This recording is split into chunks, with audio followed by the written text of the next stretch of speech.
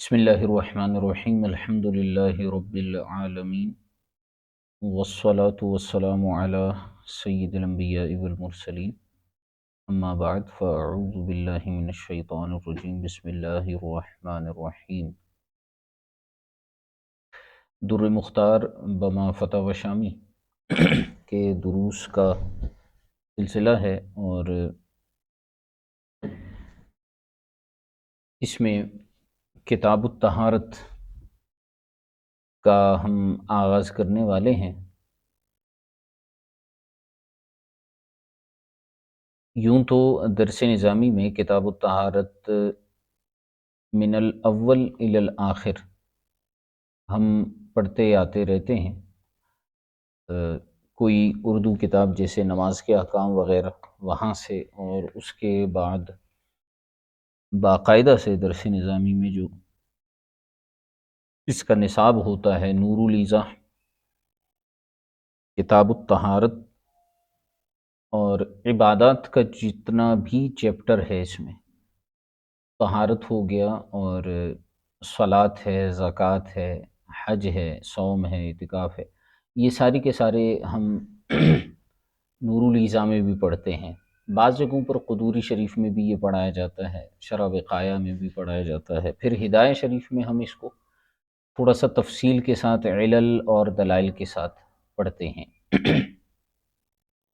یوں طہارت کا جو چیپٹر ہے، یہ کوئی ایسا چیپٹر ہمارے لیے نہیں ہے کہ جس سے ہم بالکل ہی انجان ہوں، اور اس کے ساتھ ساتھ چونکہ اس کا تعلق ہمارے روزمرہ زندگی کے معمولات کے ساتھ ہے، نمازیں، غسل، وضو، یہ ہر مسلمان کی وابستگی ان سے رہتی ہے، تو یوں بالخصوص ہمیں اس کے حوالے سے مختلف ذرائع سے مختلف قسم کی معلومات ملتی رہتی ہے۔ ٹھیک ہے، تو اس حیثیت سے یہ کوئی ایسا چیپٹر نہیں ہے جو ہمارے لیے انجان ہو۔ ہاں، فتاوی شامی کے حوالے سے اور تخصص میں للبنات کے نصاب میں اس کو اس لیے پڑھایا جاتا ہے کہ اس میں کچھ جو اہم امور ہیں ان کو ہم دیکھ لیں، اور مین جیسے میں نے آپ کو پہلے بھی یہ بات عرض کی ہے کہ پرپز جو ہے اور مقصد جو ہے فتاوی شامی کے پڑھنے کا، وہ یہ نہیں ہے کہ ہم کوئی چیپٹر پڑھ رہے ہیں یا اس کے جو ہے وہ مسائل کی طرف ہماری نظر جا رہی ہے، ہم ایک اسلوب اور ایک انداز کو سمجھنے کی کوشش کرتے ہیں۔ اور کتاب الطلاق، کتاب النکاح اور حظر و اباحہ، یہ ہم نے پڑھا۔ اس میں کافی حد تک جن طلباء نے فتاوی شامی کا مطالعہ کیا ہے، اور جس طرح سے میں نے کلاس کے شروع میں ہی کہا کہ اس کی ہمیں پریکٹس ہمیں کرنی ہوتی ہے، اس کا مطالعہ ڈیلی بیسس پر ہمیں کرنا ہوتا ہے، تو جنہوں نے کیا ہوگا انہیں اس بات کا بخوبی اندازہ ہوگا کہ فتاوی شامی اور در مختار کا اسلوب اور انداز کیا ہے۔ ٹھیک ہے، علامہ شامی جو ہے وہ مختلف طرح کے اقوال لے کر آتے ہیں، اور اس میں تھوڑا سا ڈیپلی ان چیزوں کو دیکھتے ہیں۔ اس کے ساتھ بھی آپ کو سب سے جو ہے وہ اہم جو کتاب پڑھنی ہے وہ بہار شریعت ہے، اس سے کافی چیزوں کے حوالے سے آپ کو آسانی رہے گی۔ بہرحال کتاب الطہارت کو اگر دیکھا جائے تو اس میں ارکان وضو ہیں، اور یعنی وضو کے مسائل ہیں، پھر غسل کے مسائل ہیں، کچھ طہارت کے حوالے سے فروعات ہیں، اور پانی کا ایک مسئلہ ہے، پانی کی جو ابحاث ہوتی ہیں پانی کے حوالے سے۔ ٹھیک ہے، مائع مستعمل، پانی کی اقسام، ٹھیک ہے، اور اسی میں جو ہے وہ پھر آپ کا ابیار کا مسئلہ آتا ہے، کنویں کا مسئلہ، پھر اس کے ساتھ ساتھ تیمم ہے، مسح علی الخفین ہے، موضوع پر مسح کرنے کا معاملہ ہوتا ہے، اور اس کے ساتھ ساتھ انجاز کا بیان ہے، حیض و نفاس اور استحاضے کا بیان اور نجاستوں کا بیان، یہ سارے کا سارا طہارت کے اندر آتا ہے۔ اور اس سے آگے پھر کتاب الصلاۃ، زکوٰۃ وغیرہ ہے، ٹھیک ہے۔ تو اس میں ہم کچھ چیزیں ہی دیکھیں گے، لا محالہ اگر ہم مکمل طور پر اس کا جو ہے وہ مطالعہ کرنا چاہیں تو اس میں جو ہے ہمیں کافی وقت لگے گا، کافی چیزوں کو سمجھنا ہوگا۔ کم و بیش 300 کے قریب صفحات تو یہاں پر مجھے نظر آ رہے ہیں، باقی اگر کتب میں دیکھیں گے تو یعنی دیگر نسخوں میں دیکھیں گے، اس میں بھی ہمیں کئی چیزیں نظر آئیں گی۔ تو لا محالہ اس کا ایک احاطہ ہوتا ہے اور کچھ چیزیں اس میں سمجھنی پڑتی ہیں۔ بہرحال کتاب الطہارت کے حوالے سے علامہ علاء الدین حصکفی رحمۃ اللہ تعالی علیہ یہاں سے فرماتے ہیں کہ قدمت العبادات علی غیرہا، کیونکہ طہارت کے لیے عبادات کے لیے جو ہے وہ شرط طہارت ہے، ٹھیک ہے۔ اگر ہم غور کریں تو جو عبادت ہے خاص طور پر نماز، اس کے لیے طہارت شرط ہے، ٹھیک ہے۔ اور دیگر بھی کچھ عبادات ہیں جیسے تلاوت قرآن ہے، اس کے لیے بھی طواف وغیرہ ہے، ان عبادات میں جو ہے وہ طہارت کو ضروری قرار دیا گیا ہے۔ تو اب عبادات کا اصل میں یہ آغاز ہے۔ طہارت جو ہے یہاں پر جو انہوں نے اس کا ذکر کیا ہے، اگر ہم اس سے پیچھے دیکھیں تو یہاں مقدمہ مکمل ہو رہا ہے، اس کے بعد جو بحث آ رہی ہے وہ کتاب الطہارت کی ہے۔ بائی یعنی اصول کے اعتبار سے اگر ہم یہ دیکھیں تو یہاں پر کتاب الطہارت کی جگہ جو ہے وہ کتاب العبادات ہونا چاہیے تھا، لیکن یہاں پر جتنے بھی ہمارے مصنفین ہیں جنہوں نے کتب فقہ یا جو ہے وہ ابواب فقہیہ کی ترتیب بیان کی ہے تو وہ کتاب الطہارت سے آغاز کرتے ہیں۔ تو شارح نے کہا کہ جی قدمت العبادات علی غیرہا، حالانکہ پیچھے طہارت کا ذکر نہیں ہے، عبادت کا ذکر نہیں ہے، طہارت کا ذکر ہے۔ تو اصل مقصد یہ ہے کہ یہاں سے اصولاً جو ہے وہ عبادات کا آغاز ہو رہا ہے، اور عبادات میں جو ہے وہ پہلا چیپٹر جو ہے وہ طہارت کا ہے، کہ طہارت ایک تو بنفسی ہی بھی اگر حسن نیت ہو تو عبادت ہے، اور دوسری بات اس میں یہ ہوتی ہے کہ طہارت جو ہے وہ کچھ عبادات کے لیے جزء لازم ہے، اس لیے یہاں پر یہ شارح نے عبادات کا ذکر کیا کہ بیسیکلی یہ طہارت کا آغاز بھی ہے اور عبادات کا آغاز بھی ہے، ٹھیک ہے۔ اس لیے فرمایا یہاں پر بطور اعتراض۔ اچھا، دوسرا اس میں یہ سوال اصل میں یہ پیدا ہو رہا تھا کہ عبادات کو پھر آپ نے کیوں مقدم کیا دیگر چیزوں پر، ٹھیک ہے۔ تو یہاں پر اگر ہم علامہ شامی رحمۃ اللہ تعالی علیہ کا کلام سنیں، یہ بہت اہم ہے۔ علامہ شامی نے اسی پر قدمت العبادات کے اوپر جو ہے وہ حاشیہ رقم فرمایا اعلم ان مدار امور الدین علی الاعتقادات والآداب والعبادات والمعاملات والعقوبات، یہ بات جان لو کہ امور دین یعنی دین کے جتنے بھی معاملات ہیں ان کا جو دار و مدار ہے وہ کن کن چیزوں پر ہے، وہ دار و مدار جو ہے اگر غور کیا جائے تو وہ دار و مدار جو ہے ایک منٹ،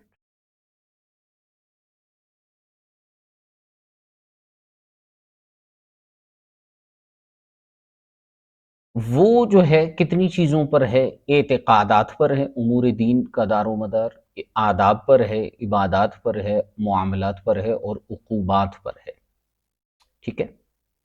تو کتنی چیزیں ہیں، 1 2 3 4 اور 5، ٹھیک ہے، امور خمسہ ہیں۔ اعتقادات مطلب عقائد، آداب ادب و آداب، عبادات معاملات لوگوں سے لین دین وغیرہ معاملات، اور عقوبات سزائیں۔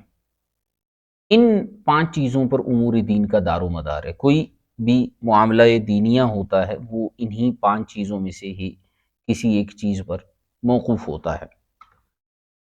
یا اگر ہم اس کو کیٹیگرائز کرنے کی کوشش کریں تو وہ انہی میں سے ہی ہوگا، یا تو وہ اعتقادات ہوگا، یا وہ جو ہے وہ اس کا تعلق آداب کے ساتھ ہوگا، یا معاملات کے ساتھ ہوگا، یا جو ہے وہ اللہ آپ کا بھلا کرے عقوبات کے ساتھ ہوگا، ٹھیک ہے۔ تو فرماتے ہیں فل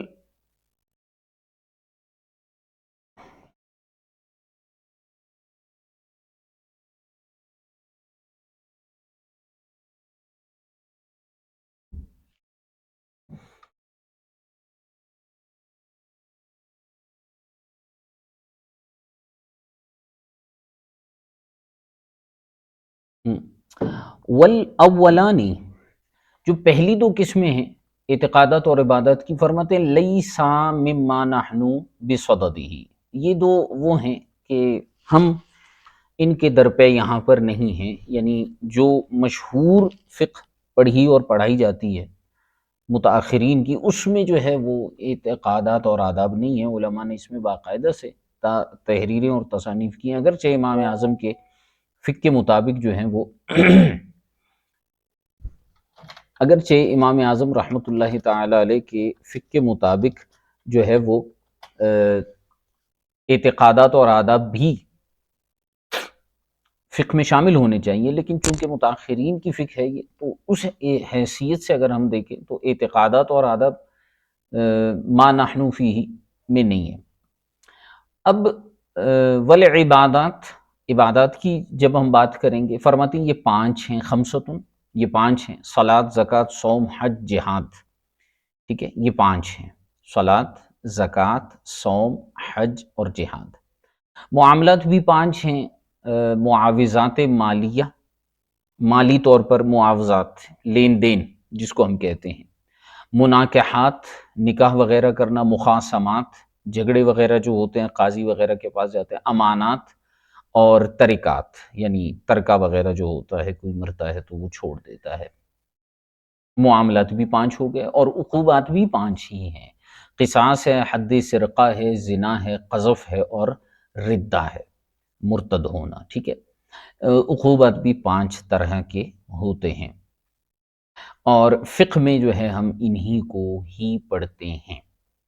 اب بات یہ ہے کہ عبادات کو آپ نے، ٹھیک ہے، اعتقادات اور آداب کو آپ یہاں نہیں پڑھ رہے، عبادات، معاملات اور عقوبات میں آپ نے جو ہے وہ عبادات کو کیوں مقدم کیا؟ تو یہاں پر شارح نے فرمایا تھا کہ قدمت العبادات علی غیرہا اہتماما بشانہا، عبادات کو غیر پر یعنی معاملات اور عقوبات پر اس لیے مقدم کیا گیا کہ جو عبادات ہیں ان کی اہمیت جو ہے وہ زیادہ ہے، ان کی اہمیت کے پیش نظر ان کو مقدم کیا گیا ہے۔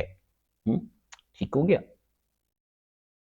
تو اہتماماً بشان، یہاں پر علامہ شامی فرماتے ہیں وجہہ ان العباد لم یخلق الا لہا، بہت خوبصورت بات علامہ شامی علیہ رحمہ فرماتے ہیں اس کی دلیل یہ بنتی ہے کہ بندے جو ہیں ان کی تخلیق کی ہی عبادت کے لیے گئی ہے۔ قال اللہ تعالی وما خلقت الجن والانس الا لیعبدون، سورہ زاریات میں اللہ تبارک و تعالیٰ نے فرمایا کہ میں نے جنوں اور انسانوں کو پیدا نہیں کیا مگر اس لیے کہ وہ میری عبادت کریں۔ ٹھیک ہو گیا؟ تو یہ اہتمام لشان العبادات کی وجہ سے عبادات کو تقدم حاصل ہے، ٹھیک ہے۔ اچھا، اب یہ دیکھیں، میں اس میں آپ کو طریقہ بھی بتا رہا ہوں کہ آپ کتاب کو کیسے پڑھیں گے۔ اوپر سے بھی میں متن کو لے رہا ہوں اور نیچے سے بھی میں علامہ شامی کے حاشیے کو پڑھ رہا ہوں، تاکہ یہ دو تین چیزیں جو ہیں ہمیں سمجھ میں آ جائیں۔ ایک طریقہ تو یہ ہے کہ آپ سب سے پہلے اوپر پڑھ لیں پھر نیچے پڑھ لیں، وہ طریقہ بھی ہے، لیکن یہ قدر آسان اور اچھا طریقہ ہے۔ ایک چیز دیکھی، اوپر نیچے آپ نے تلاش کیا کیا اس پر کوئی حاشیہ موجود ہے، وہاں رک کر آپ نے اس کے حاشیے کو پڑھ لیا، ٹھیک ہے، کافی چیزیں آپ کی سمجھ میں آ گئی، پھر دوبارہ اس کو پڑھ لیے تو آپ کو چیزیں آسانی سے سمجھ میں آ جائیں گی۔ اب عبادات میں جو ہے وہ پہلی عبادت ہے نماز۔ ابھی فی الحال طہارت کو بھول جائیں، اب دیکھتے جائیے کہ گفتگو کیا ہو رہی ہے۔ عبادات کے تقدم، امور دینیہ میں سے عبادات کو مقدم کیا کہ ان کے اہتمام شان کی وجہ سے۔ اس کے بعد فرماتے والصلاۃ، صلاۃ، نماز جو ہے وہ عبادات میں ہے، ٹھیک ہے، چونکہ ہم نے یہاں بیان کیا کہ عبادات 5 ہیں: صلاۃ، زکوٰۃ، صوم، حج اور جہاد، ٹھیک ہے۔ تو فرماتے ہیں وَالصَّلَاةُ تَعْلِیَةٌ لِلْایمان، جو صلاۃ ہے، نماز ہے، یہ ایمان کے بعد ہے، ٹھیک ہے۔ تالیۃ للایمان پر علامہ شامی نے فرمایا کہ اب یہاں سے یہ دیکھیں صلاۃ کے اوپر بھی علامہ شامی فرماتے ہیں شروع فی بیان وجہ تقدیم الصلاۃ علی غیرہا من العبادات، عبادات کو غیر عبادت پر مقدم کرنے کی وجہ بتا دی، اور اب عبادات میں نماز کو، صلاۃ کو دیگر عبادات پر مقدم کرنے کی وجہ بتا رہے وہ تقدیم الطہارۃ علیہا، اور پھر نماز سے پہلے طہارت کے لانے کا ذکر کر رہے ہیں۔ تو نماز کے متعلق فرمایا کہ تالیۃ للایمان، یہ ایمان کے بعد ہے، نصاً کقولہ تعالی الذین یؤمنون بالغیب ویقیمون الصلاۃ، سورہ بقرہ میں اللہ تبارک و تعالی نے فرمایا کہ مومنین وہ ہیں جو کہ متقین وہ ہیں کہ جو ایمان لاتے ہیں غیب پر اور نماز کو قائم کرتے ہیں۔ تو دیکھیے ایمان کے فوراً بعد نماز کا ذکر ہے۔ اسی طرح حدیث مبارکہ ہے بنی الاسلام علی خمس، باہر میں اسی کو بیان کیا گیا ہے۔ تو نصاً بھی عبادات میں نماز مقدم ہے، اور علامہ شامی فرماتے ہیں فعلاً غالباً، اکثر طور پر بطور افعال کے بھی نماز جو ہے وہ دیگر عبادات پر مقدم ہے۔ فإن أول واجب بعد الإيمان في الغالب فعل الصلاة لسرعة أسبابها، فرماتے ہیں ایمان کے بعد جو پہلی چیز جو ہے وہ لازم ہوئی وہ نماز کا کرنا ہے، اس کے سرعت اسباب کی وجہ سے، کیونکہ اس کے اسباب فوراً مہیا ہوں گے۔ بخلاف الزکوٰۃ والصوم والحج، کوئی شخص ایمان لاتا ہے غیر مسلم شخص، تو جیسے ہی وہ ایمان لائے گا وہ کسی نہ کسی نماز کا وقت ہوگا، تو اس کے اسباب فوراً اسے مل جائیں گے۔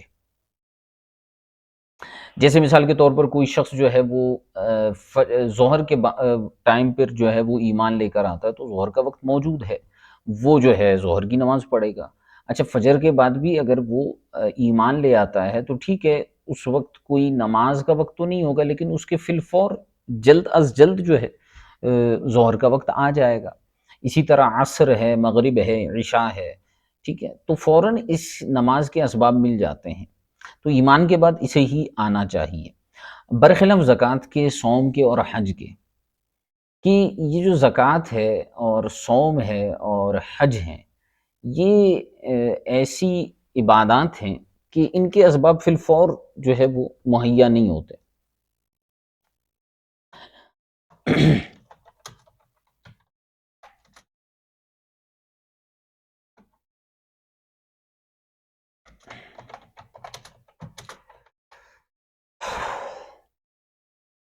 اب زکوٰۃ ہے، کوئی شخص مسلمان ہوا تو پھر اس کا مال جو ہے اس پر پورا سال گزرے تو اس صورت میں اس پر واجب ہوگا۔ صوم، روزہ ہے، اب رمضان مثال کے طور پر کوئی شخص شوال میں جو ہے وہ مسلمان ہوا تو اب پورے ایک سال کا عرصہ ہوگا، 11 مہینے ہوں گے، اس کے بعد جو ہے وہ روزہ اس کے اوپر لازم ہوگا۔ حج ہے، اس کے بھی معاملات ہیں، تو اس کے اسباب جلدی حاصل نہیں ہوتے۔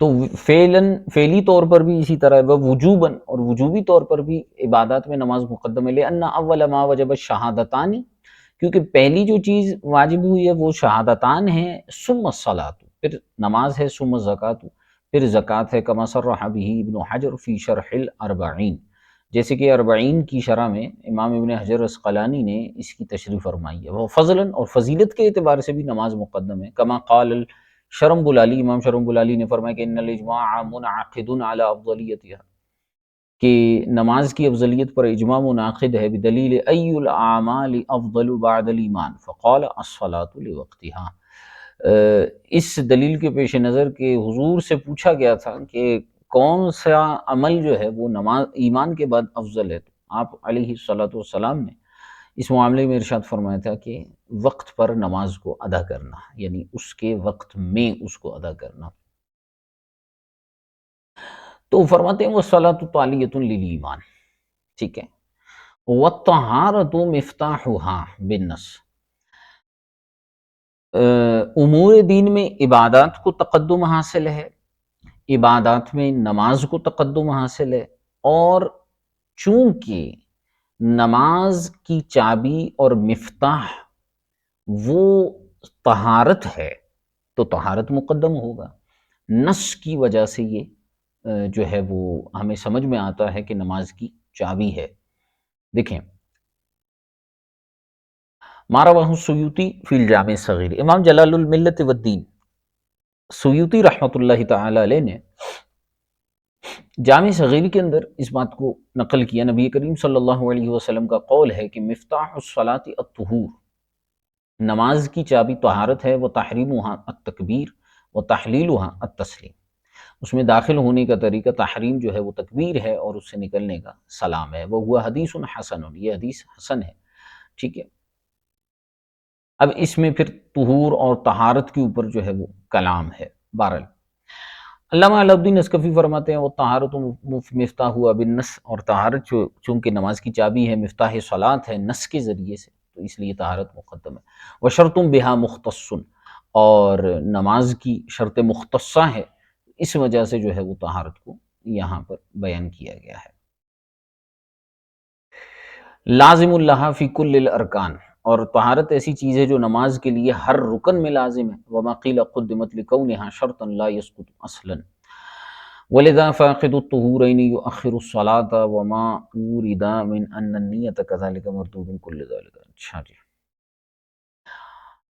پھر اس کے بعد جو ہے وہ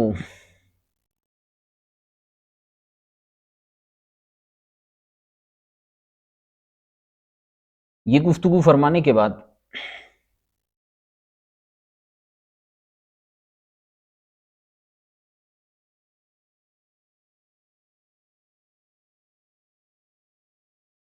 یہاں پہ کتاب الطہارت کی چونکہ بات ہو رہی تھی، تو یہاں پر فرماتے ہیں فالکتاب مصدر بمعنی الجمع، جو کتب فقہیہ کے شروع میں آتا ہے کتاب الطہارت، کتاب الصلاۃ، تو کہتے ہیں کتاب مصدر ہے، جمع کے معنی میں ہے لغتاً، جعل شرعا عنوانا لمسائل مسائل مستقلۃ، اور شرعاً فقہ میں جہاں پر کتاب الطہارت وغیرہ کا ذکر آتا ہے تو وہاں کتاب کیوں کہتے ہیں؟ تو لغت میں تو جمع کردہ چیز کو کتاب کہتے ہیں، لیکن شرعاً جو ہے وہ مستقل چند مسائل کے عنوان کو ہم کتاب کہتے ہیں، اور یہ بمعنی مکتوب ہوتا ہے اس وقت، ٹھیک ہے، بمعنی مکتوب ہوتا ہے، یعنی وہ مسائل جو فار ایگزامپل طہارت، کتاب الطہارت ہے، یعنی وہ مسائل جو طہارت کے حوالے سے مکتوب ہیں۔ اچھا، آگے آ رہا ہے وہ طہارت و مصدر طہورا، طہارت جو ہے وہ طہورا کا مصدر ہے بالفتح و یضم، فتح کے ساتھ طہارت اس کو کہا جاتا ہے، اور کبھی کبھی اس کو ضمہ بھی دیا جاتا ہے طہارت، تو اس وقت یہ جو ہے نظافت کے معنی میں ہوتا ہے، صفائی کے معنی میں ہوتا ہے، ٹھیک ہے۔ ولذا افردہ، اچھا، وہ شرعاً، اور شرعی طور پر اگر دیکھا جائے طہارت کو، النظافت عن حدث او خبث، کسی حدث یا خبث برائی سے جو ہے وہ پاکی کو طہارت کہا جاتا ہے، ٹھیک ہے۔ پھر اس کی جمع بھی کہی جاتی ہے طہارات، ٹھیک ہے۔ وحکمها شہیرۃ، طہارت کا حکم بڑا مشہور ہے، فرماتے ہیں وحکمها استباحۃ ما لا یحل بدونها، اس چیز کو جائز کرنا اپنے لیے جو طہارت کے بغیر حلال نہیں ہے، جیسے نماز ہے طہارت کے بغیر جائز نہیں ہے، تو طہارت کا حکم یہ بنتا ہے، یعنی اس کا فائدہ کیا ہے؟ اس کا فائدہ یہ ہے کہ ایسی چیز آپ کے لیے مباح ہو جائے گی جو طہارت کے بغیر جائز نہیں ہے۔ وسببها، اور طہارت کا سبب ای سبب وجوبها ما لا یحل فعلہ فرضا کان او غیرہ کالصلاۃ ومس المصحف، فرماتے ہیں کہ طہارت کا سبب کیا ہے؟ وہ چیزیں جو حلال نہیں ہیں، چاہے وہ فرض ہوں یا غیر فرض ہوں، جیسے نماز ہے یا قرآن پاک کو چھونا ہے، تو طہارت کی وجہ اور سبب یہ ہے کہ ما لا یحل الا بها، وہ چیزیں جو اس کے بغیر حلال نہیں ہیں، یعنی طہارت کے بغیر، ای بالطہارت، ٹھیک ہے، یہ اس کا سبب ہے۔ اور یعنی طہارت آپ کیوں کرتے ہیں؟ آپ وضو وغیرہ کیوں کرتے ہیں؟ اس لیے کرتے ہیں کہ وہ کام آپ کر سکیں جو اس کے بغیر درست نہیں ہو سکتے، ٹھیک ہے۔ ایک قول تو یہ ہے، اور ایک قول یہ بیان کیا گیا وقیل الحدث، طہارت کا سبب جو ہے وہ حدث ہے، ٹھیک ہے، تو حدث ہوگا تو ہی آپ طہارت کر سکیں گے۔ والخبث، یا جو ہے وہ خبث ہے، ناپاکی ہے، تو یہ بھی جو ہے وہ طہارت کے اسباب میں سے ہے۔ اور بھی اس کے کئی اسباب بیان کیے. وقیل سببها القیام الی الصلاۃ، بعض نے کہا ہے کہ طہارت کا سبب جو ہے وہ قیام الی الصلاۃ ہے. ونسب الی اہل الظاہر. بہرحال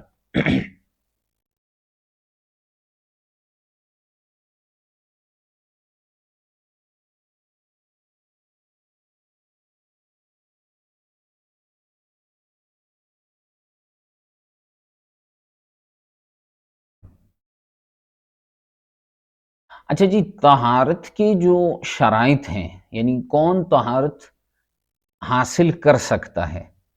جس طرح سے دیگر عبادات کے لیے شرائط ہیں، اسی طرح طہارت کے لیے بھی شرائط ہیں. تو علامہ علاء الدین اسقفی نے فرمایا وہ شرائط وہاں ثلاثۃ عشرہ، 13 شرائط ہیں طہارت کی. علامہ فی الاشباح والنظائر میں اسی طرح ہے. شرائط وجوب یہاں 9، اس کی جو وجوب کی جو شرائط ہیں وہ 9 ہیں. وہ شرائط صحتھا 4، اور اس کی صحت کی جو شرائط ہیں وہ 4 ہیں. تو 9 اور 4 مل کر 13 بنتے ہیں. نظمها شیخنا العلامہ علی المقدسی شارح نظم الکنز، فرماتے ہیں ہمارے شیخ الشیوخ حضرت علامہ علی مقدسی رحمۃ اللہ تعالی علیہ نے جو نظم کنز کی شرح لکھی ہے، انہوں نے اس کو یوں بیان کیا ہے. فرماتے ہیں شرط الوجوب العقل والاسلام، طہارت کے وجوب کی جو شرائط ہیں وہ ہیں عقل، عاقل ہونا، اسلام، مسلمان ہونا. مجنون کی طہارت قابل قبول نہیں ہوگی، غیر مسلم کی طہارت بھی قابل قبول نہیں ہوگی. وقدرت ماء، اور پانی پر قدرت حاصل کرنا. ٹھیک ہے، اسی طرح اور کس وجہ سے جو ہے وہ لازم ہوگا؟ والاحتلام، احتلام کی وجہ سے. وحدث، حدث کی وجہ سے. ونفی حیز، وعدم عدم نفاسها، وضیق وقت قد حجم. وشرط صحت عموم البشرۃ بماء الطہور ثم فی المرء فقد نفاسها وحیزها، وان یزول کل مانع عن البدن. وجعلها بعضهم 4، اور بعض فقہا نے جو ہے وہ اس کی جو شرائط ہیں وہ 4 گنوائی ہیں. ٹھیک ہے، وہ کون سی ہیں؟ فرماتے ہیں شرط وجود الحسی، وجود حسی ہونا. وجود المزیل، وہ چیز جس کو زائل کریں گے آپ اس کا موجود ہونا. والمزال عنہ، جس چیز سے زائل کریں گے اس کا ہونا ضروری ہے. والقدرت علی الازالۃ، اور ازالت پر قدرت ہونا. وشرط وجود الشرعی، یہ وجود حسی بیان ہوا. اور وجود شرعی کیا ہے؟ کون المزیل مشروع الاستعمال فی مثلہ، جس چیز کے ذریعے آپ طہارت حاصل کریں گے، ناپاکی کو دور کریں گے، وہ اس کا استعمال جو ہے مشروع ہونا چاہیے، شریعت نے اس کے استعمال کی اجازت دی ہو. ٹھیک ہے، جیسے پانی. وشرط وجوب یہاں التکلیف والحدث، اور طہارت کیوں لازم ہوتی ہے؟ تکلیف یعنی مکلف ہونا اور حدث کا ہونا. وشرط صحت یہاں، اور طہارت صحیح کب ہوگی؟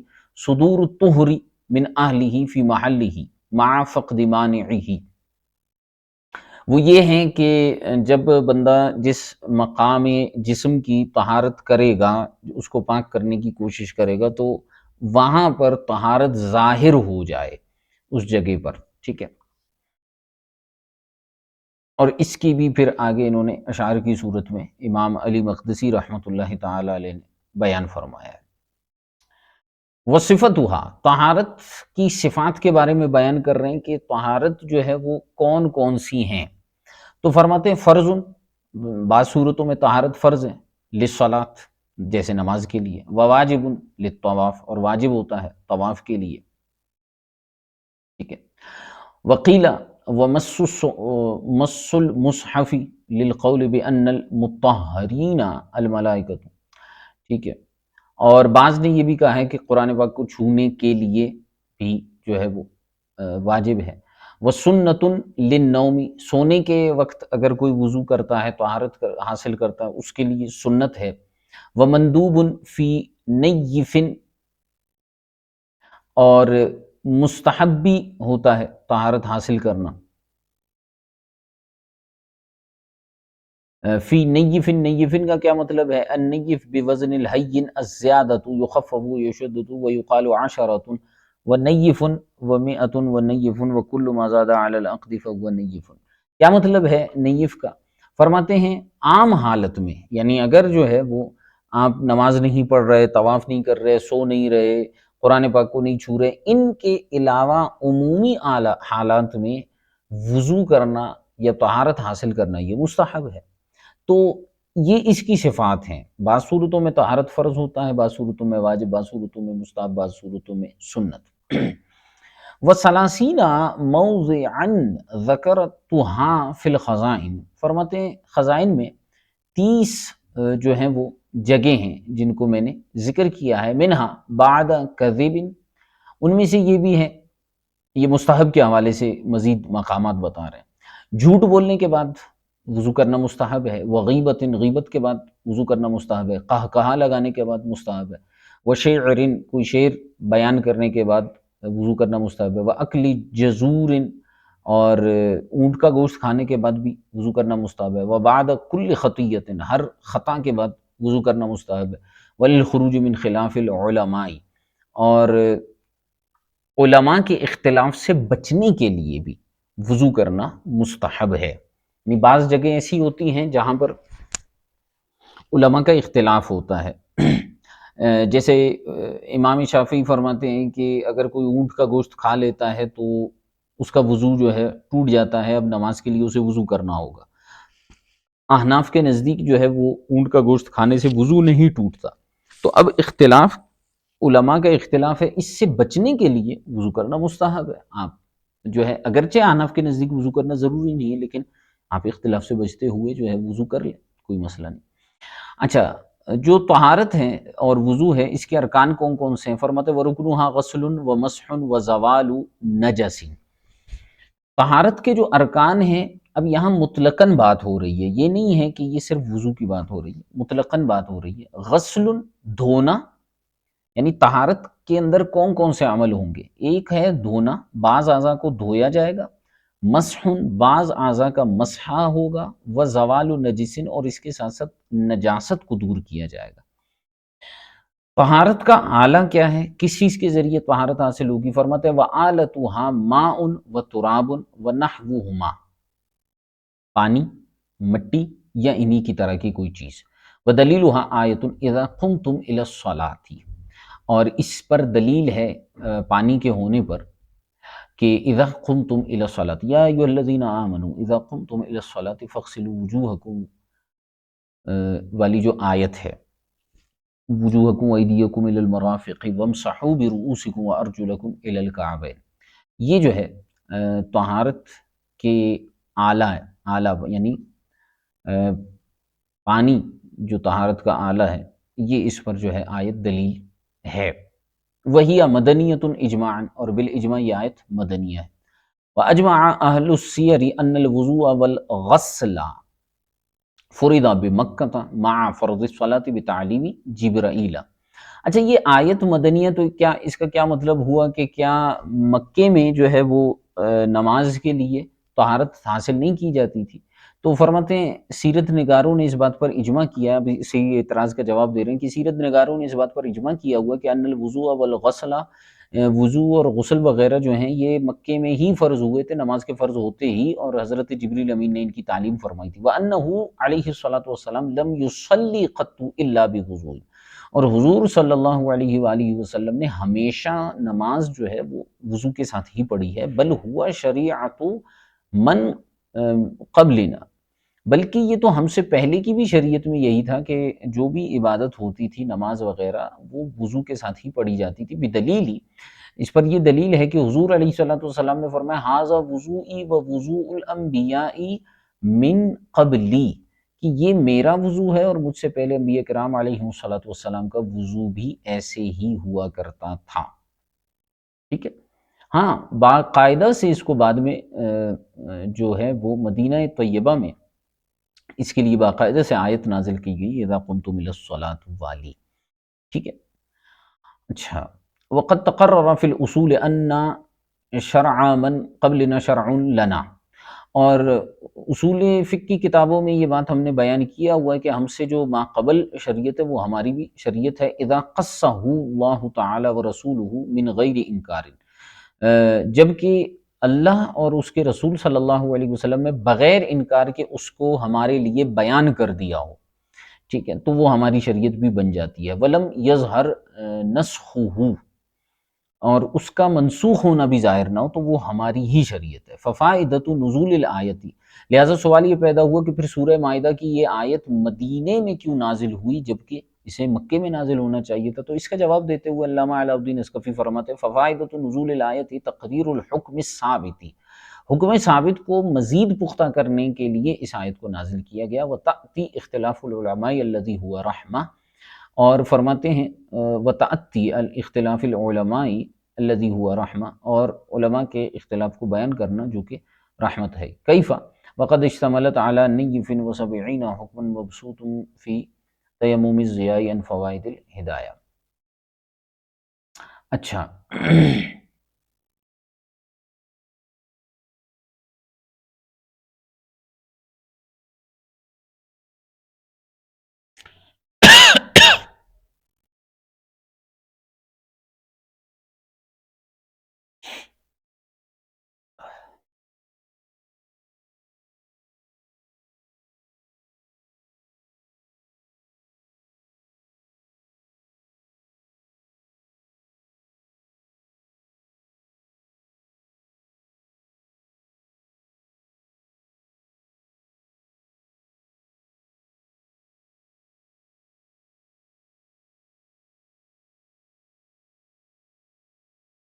چلیں،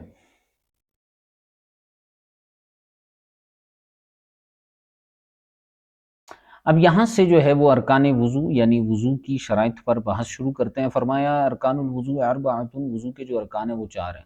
عبر بالارکان، ارکان سے ان کو کیوں تعبیر کیا، وضو کے ارکان کا ذکر کیا؟ لأنہ افید مع سلامتہ اما یقال ان ارید بالفرض القطعی یرد تقدیر المسموح بالربع۔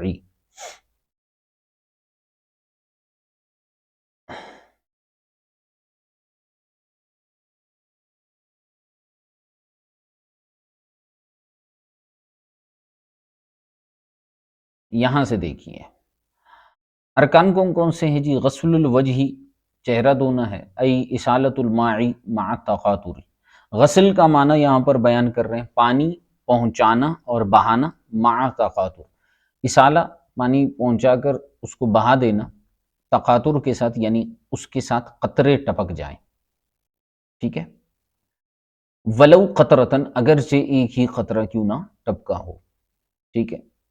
وفی الفیض اقلہ قطرتان فی الاصح، اور فیض میں اس بات کو بیان کیا گیا ہے کہ دھونے کی تعریف میں پانی بہنے کا جو ذکر ہے وہ کم از کم 2 قطرے پانی کے ٹپکیں، ٹھیک ہے۔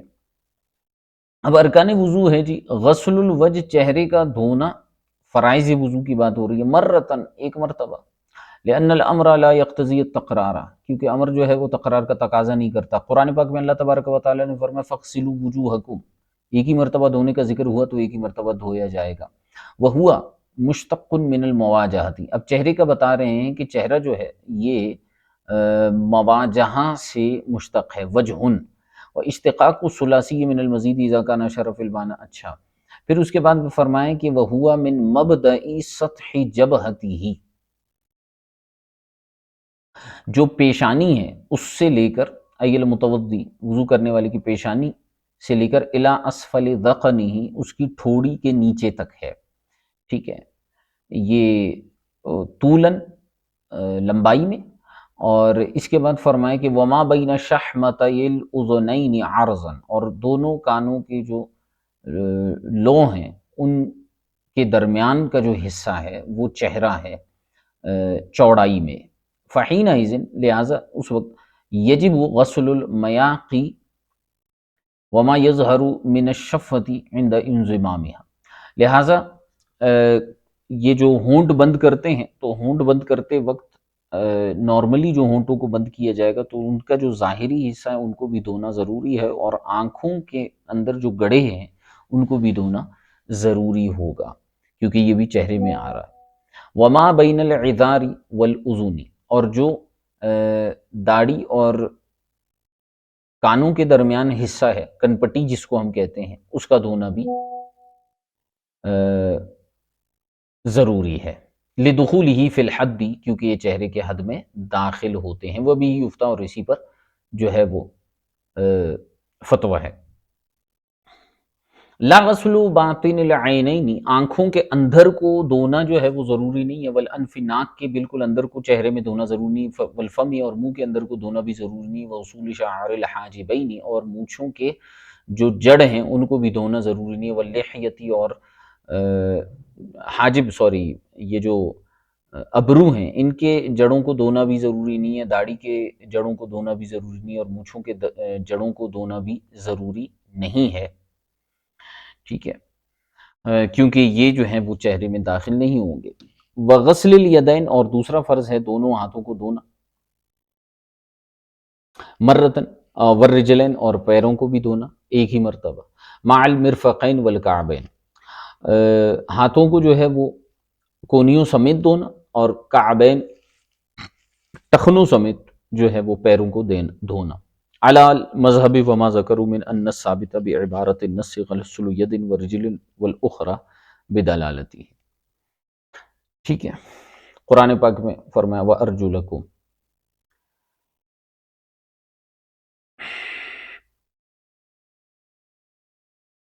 اور اسی طرح چوتھا جو فرض ہے وہ مسح ربع الرأس مرتن، سر کا ایک مرتبہ مسح کرنا، سر جو ہے وہ کانوں سے جو اوپر ہوتا ہے وہ ہے، اگرچہ بارش کا پانی کیوں نہ لگ جائے مسح ہو جائے گا، ٹھیک ہے، مسح کرنا جو ہے یہ ضروری ہے، اور فرماتے ہیں کہ پوری داڑھی کو دھونا یہ فرض ہے، یعنی عملیاً فرض عملی ہے، ٹھیک ہے، مذہب صحیح کے مطابق، مفتہ قول کے مطابق، ٹھیک ہے۔ ثم لا خلاف ان المسترسل لا يجب غسله ولا مسحه، ہاں جو داڑھی چہرے کے حدود سے باہر نکلے اس کو دھونا اور اس کا مسح کرنا فرض نہیں ہے، بل یسن، بلکہ سنت ہے، ٹھیک ہے۔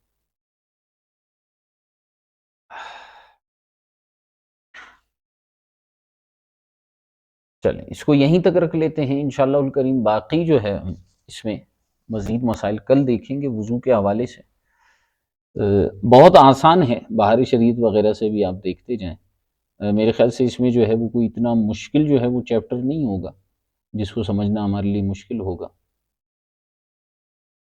آج کے لیے اس کو اتنا ہی رکھتے ہیں، کل انشاءاللہ الکریم مزید آگے دیکھیں گے، اگر کوئی سوال ہے تو ارشاد فرما دیں۔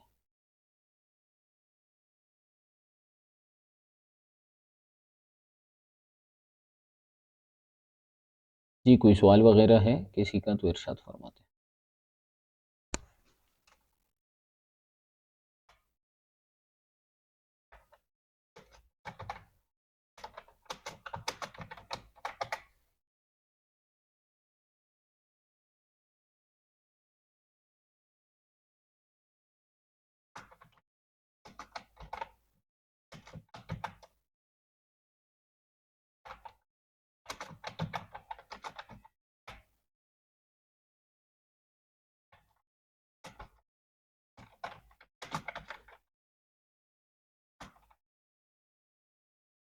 جی اچھا، یہ کیا سوال ہے؟ عبارات کے درمیان میں جو چیز آپ نے بیان نہیں فرمائی وہ شامل، وہ سب کچھ شامل نصاب ہے؟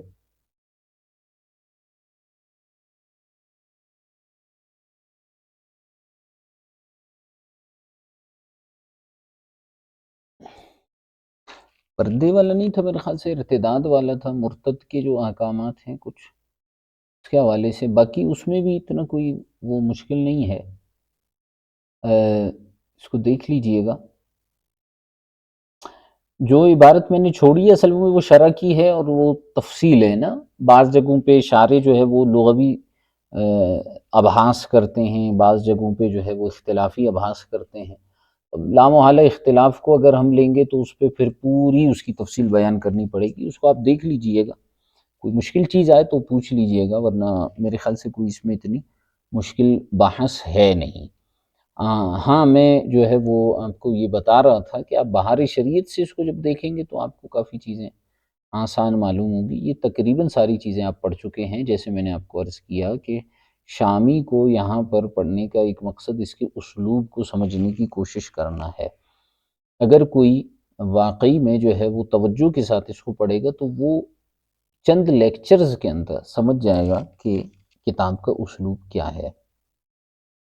ورنہ جس مقدار میں یہ نصاب موجود ہے اس مقدار میں اس کا پڑھنا میرے خیال سے ناممکن ہے تخصص کے ایک سال میں۔ اس کے لیے کم از کم آپ کو جو ہے وہ پھر اگر اتنی ہی تفصیل سے پڑھنے کا ہے تو پھر آپ کو کم از کم 4-5 سال چاہیے ان چیپٹرز کو پڑھنے کے لیے۔ جس انداز میں یہ تحریر کرنا ہے، علامہ شامی کی ابحاث ہیں، یہ سارا پھر آپ کو اس طرح سے پڑھنا ہوگا، اور وہ جو ہے وہ فی الحال مجھے ممکن لگ نہیں رہا۔ ٹھیک ہے جناب۔